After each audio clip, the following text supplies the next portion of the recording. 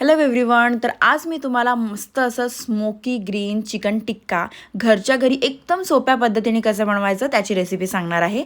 त्यासाठी इथे मिक्सर जारमध्ये मी भरपूर अशी कोथिंबीर, पुदिन्याची पानं घेतलेले आहे, 4-5 लसणाच्या पाकळ्या घेतल्या आहे, 5-6 हिरव्या मिरच्या घेतल्या आहे आणि 2 लिंबाचा रस टाकून घेतला, थोडंसं दही टाकून घेतलेलं आहे. याला चांगलं मिक्सरला वाटून घ्यायचं आणि त्याचं मस्त वाटण बनवून घ्यायचं आहे.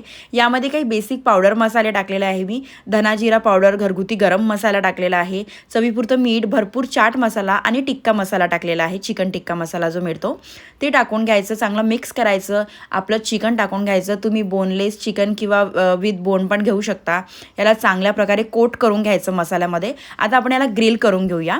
इथे मी ग्रिल पॅन घेतलं, तुम्ही नसेल तर तव्यावर पण करू शकता. ग्रिल पॅनवर आपल्याला संपूर्ण चिकन टाकून घ्यायचं आहे. पहिले मीडियम टू लो फ्लेमवर चांगल्या प्रकारे झाकण ठेवून पहिले चिकन आपल्याला शिजवून घ्यायचं आहे. मग जसं आपलं चिकन शिजलं, हाय फ्लेमवर चांगल्या प्रकारे आपल्याला रोस्ट करून घ्यायचं आहे अशा प्रकारे. आणि इथे मस्त आपलं स्मोकी ग्रीन मसाल्याचं चिकन टिक्का रेडी आहे. मी यावर चांगलं बटर टाकलेलं आहे आणि सर्व केलेलं आहे.